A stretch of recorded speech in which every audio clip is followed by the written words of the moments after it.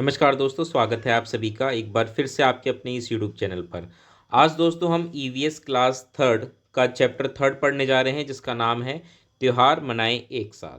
ये जो चैप्टर है ये यूनिट का नाम है इस यहाँ पर परिवार और समुदाय। परिवार और समुदाय, ठीक है, जो कि एक थीम भी है जैसे मैंने आपको बताया था ईवीएस में। तो यहाँ पर इस चैप्टर में जो महत्वपूर्ण बातें हैं उस पर तो हम चर्चा करेंगे ही, समझाऊंगा इस चैप्टर में क्या कुछ बताया गया है। तो वीडियो को पूरा देखिएगा, बहुत ही इंटरेस्टिंग चैप्टर है ये। चलिए वीडियो की शुरुआत करते हैं। मेनली यहाँ पे बात हो रखी है त्यौहार की। तो बेसिकली हम ये इस चैप्टर में त्यौहार के बारे में ही पढ़ने वाले हैं। त्यौहार कुछ खास तरीके के त्यौहार, जैसे केरल में मनाया जाने वाला एक त्यौहार होता है विशु, ठीक है। इसी प्रकार से झारखंड में जैसे मनाया जाता है सरहुल, है ना। ये कुछ एक आध ऐसे त्यौहार हैं जो कि हमें पढ़ने हैं इस चैप्टर में। इसके अलावा कुछ खास व्यंजन जिनका संबंध इन त्योहारों से होता है वो भी हम जानेंगे। और इसके साथ कुछ खास प्रकार की जो रस्म रिवाज, कुछ फूलों के नाम भी आपको यहाँ पे सुनने को मिलेंगे जो हो सकता है आपने पहले कभी ना सुने हो। तो ये सारी चीज़ें हैं, बहुत ही इंटरेस्टिंग रहेगी वीडियो। चलिए वीडियो की शुरुआत करते हैं। तो यहाँ पर आप देख सकते हैं ये जो नज़ारा है, यहाँ पर ये एक पहाड़ी क्षेत्र है जम्मू और कश्मीर। कुछ एक बच्चा है ऋषि जो कि घूमने जा रहा है अपने माता पिता के साथ पहाड़ों पर। वो अपने मामा मामी और जो उसकी ममेरी बहनें हैं चिया और नोनिका, उनके घर जा रहा है। तो बस जब वो जा रहा है रास्ते में, तो रास्ते में क्या कुछ देखता है, किस प्रकार से उस पूरी जर्नी को एंजॉय करता है। बस में जब वो जा रहा होता है तो खिड़की के पास बैठ के सारी चीज़ें वो देखता, तो ले दे करके बस यही बातें यहाँ पर अभी तक हैं। थोड़ा सा ध्यान रखिएगा, यहाँ पे कुछ बच्चों को इस छोटी सी जो यात्रा है बस की, इसके माध्यम से बच्चों को कुछ ट्रैफिक नियमों से अवगत कराने की कोशिश की गई है। हालांकि एग्ज़ाम में ये नहीं पूछा जाएगा, लेकिन फिर भी थोड़ा हो सके तो इस पर नज़र दौड़ा लीजिएगा। यहाँ पे तो खैर मिलान करना है, ये एग्जैक्ट सही नहीं है। तो जैसे कि अगर आप देखें तो ये गति अवरोधक है ना, इस प्रकार से हो गया। वाहन खड़ा ना करें, कृपया हॉर्न ना बजाएं, ठीक है। यू टर्न मना है, यू टर्न का साइन नीचे दिख जाएगा आपको, ये रहा यू टर्न मना है, ठीक है। व्यक्ति काम पर हैं, ये रहा व्यक्ति काम पर हैं। आगे विद्यालय है। तो ये कुछ ऐसे मैचिंग्स हैं, बस ये बेसिक होते हैं, हम सभी को पता होते हैं, तो एग्ज़ाम में ये वैसे पूछा नहीं जाएगा। अब ये बच्चा जो है अपने मामा मामी के घर पहुंच जाता है, और वहां जाने के बाद उसको रास्ते में कई सारे फूल भी दिखते हैं, सुंदर सुंदर फूल, जैसे कि गुलाब, गेंदा, गुड़हल, ये सब फूलों के नाम हैं। तो एग्ज़ाम में अगर ये शब्द सुनाई दे, जैसे गुलाब गेंदा आपने सुना हो, तो गुड़हल भी मैं आपको बताऊं ये भी एक तरीके का फूल होता है, ठीक है। इसके अलावा ट्यूलिप, ये भी कुछ फूल है। तो आप देख सकते हैं तस्वीर में किस प्रकार से ये रंग बिरंगे फूल यहाँ पर हैं। नोनिका ने दिखाया कि भाई ट्यूलिप का फूल देखो कैसा होता है, ठीक है।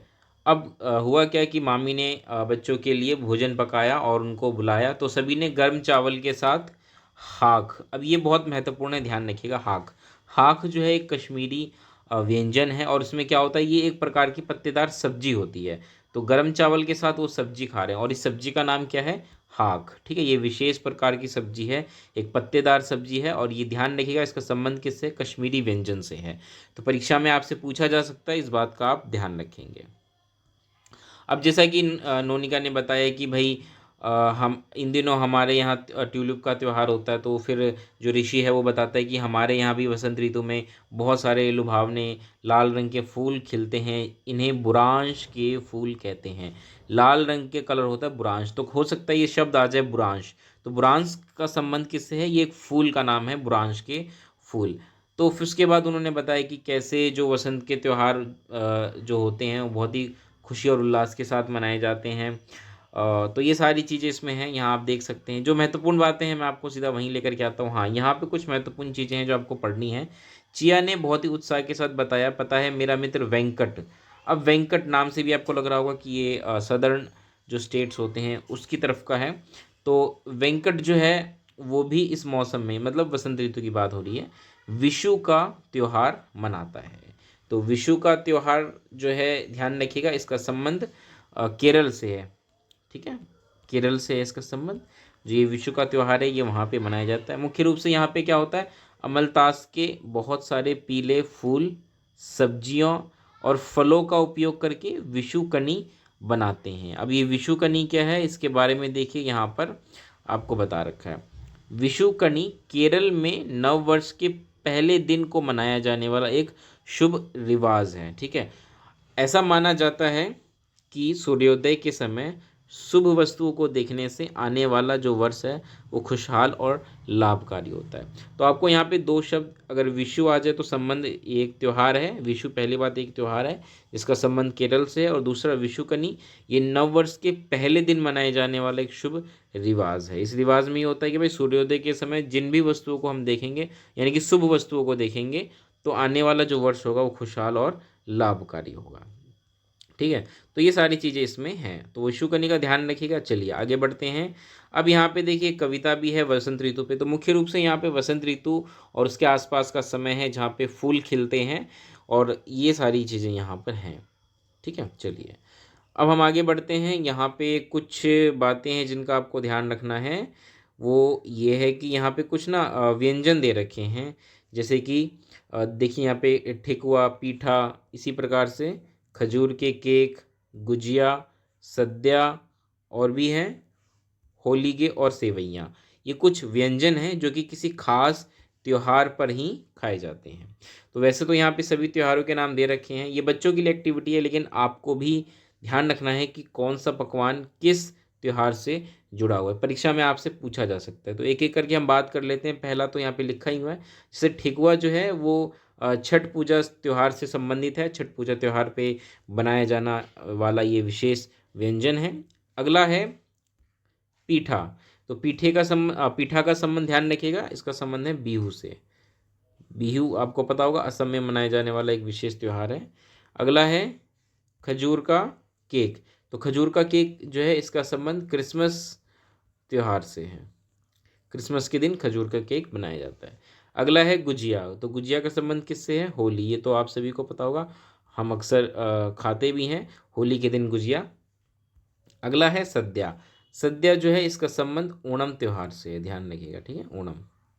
अगला है होलीगे, होलीगे जो है इसका संबंध उगादी, उगादी त्यौहार से है। और इसी प्रकार से सेवइयाँ, सेवइयाँ का संबंध किससे है, ईद उल फितर, ईद उल फितर। ठीक है, तो ये कुछ खास त्यौहार हैं, और उस त्यौहार में बनाए जाने वाली ये विशेष व्यंजन है जो कि आपको याद रखना है। चलिए, तो ये ले दे कर बस ये इतना ही चैप्टर है, इसमें कुछ खास नहीं है, लेकिन कुछ महत्वपूर्ण बातें नीचे भी हैं जो हमें पढ़नी है। ये कि क्या आप जानते हैं विश्व की सबसे विशाल पर्वतमाला जो कि भारत की उत्तरी क्षेत्र में स्थित है, जिसे हम हिमालय कहते हैं। ठीक है, वैसे अगर आप देखें हिमालय का विस्तार तो काफ़ी आगे तक है, मतलब भारत से भी आगे पाकिस्तान, अफ़गानिस्तान, वहाँ तक जा रखा है। और दूसरी तरफ अगर हम देखें तो फिर ये पूरा भारत अरुणाचल प्रदेश को भी पार करते हुए आगे तक गया है। लेकिन ये मुख्य रूप से इसका जो ज़्यादातर हिस्सा है वो भारत में है, भारत के उत्तरी क्षेत्र में है। हिमालय का अर्थ होता है बर्फ़ का घर। ठीक है, बर्फ़ का घर, हिमालय मीन्स हिम का मतलब होता है बर्फ़, और आलय जब शब्द जहाँ भी लग जाए तो उसका संबंध होता है घर से, घर का पर्यायवाची होता है। तो हिमालय बर्फ़ का घर इसको कहते हैं। तो ये विश्व की सबसे ऊंची जो पर्वत चोटी माउंट एवरेस्ट है, आपको ध्यान रखना ये भी हिमालय में ही स्थित है। और माउंट एवरेस्ट की अगर बात की जाए तो इसकी एग्जैक्ट लोकेशन हिमालय में भी अगर देखें तो हम, ये जो पड़ोसी देश हमारा नेपाल है वहाँ पर है, क्योंकि हिमालय का विस्तार अगर आप देखें तो नेपाल में भी है, नेपाल पूरी तरीके से हिमालय क्षेत्र में ही है। तो इसलिए ध्यान रखिएगा, माउंट एवरेस्ट की जब बात हो तो कई बार कन्फ्यूज़ करने के लिए जब ऑप्शन दिए जाते तो वहाँ पे भारत भी लिख दिया जाता है, तो कुछ लोग सोचते हैं कि भाई हिमालय क्योंकि भारत में तो माउंट एवरेस्ट भी भारत में होगा, लेकिन ऐसा नहीं है। माउंट एवरेस्ट जो है ये हमारे पड़ोसी देश नेपाल में है। इसकी ऊंचाई 8,848 मीटर है। ठीक है, चलिए आगे बढ़ते हैं। आगे जो सबसे महत्वपूर्ण है वो है, इस त्यौहार के बारे में आपको याद रखना है, सरहुल। सरहुल वसंत ऋतु से संबंधित एक त्यौहार है। अगर ऋतु की बात की जाएगी तो वसंत ऋतु, और अगर किस राज्य से संबंधित है तो इसका संबंध झारखंड से है। तो सरहुल त्यौहार झारखंड में वसंत ऋतु में मनाया जाने वाला त्यौहार है। ठीक है, इसमें लोग क्या करते हैं कि अपने रीति रिवाज के अनुसार जो उनकी पारंपरिक पोशाक होती है वो पहनते हैं, जैसा आप देख भी सकते हैं इस तस्वीर में आपको नज़र आ रहा होगा। तो ये अपनी पोशाक पहनते हैं, और साल, साल एक पेड़ है जिसको कि वहाँ की स्थानीय भाषा में सखुआ भी कहते हैं। तो साल या सखुआ एक ही बात है। सखुआ के पेड़ तक ये जुलूस निकालते हुए जाते हैं। ठीक है, तो इस त्यौहार में लोग क्या करते हैं कि अपने पारंपरिक पोशाक पहनते हैं और जो ये साल या सखुआ जो कह लीजिए, इसका जो पेड़ है यहाँ तक ये जुलूस निकालते हुए जाते हैं। वो क्या करते हैं कि साल के फूल, जो अभी हमने पेड़ की बात की, साल के फूल ताजे अंकुरित अनाज लेकर जाते हैं, धरती और सूर्य को आदर व सम्मान के साथ भेंट चढ़ाते हैं। वे ढोल, नगाड़े और दूसरे स्थानीय वाद्य यंत्रों को बजाते, नाचते गाते हुए सरहुल मनाते हैं। तो मुख्य रूप से यहाँ पे देखिए, आप देख भी सकते हैं किस प्रकार से ढोल नगाड़े जो हैं ये इसका इस्तेमाल करते हुए ये त्यौहार मनाते हैं। ठीक है, तो इस चैप्टर में महत्वपूर्ण बातें जो भी थी मैंने आपको साथ के साथ बता दी हैं। तो इस चैप्टर में हम इतना ही रखते हैं। अब हम अगले चैप्टर में मिलेंगे, तब तक के लिए नमस्कार दोस्तों, धन्यवाद।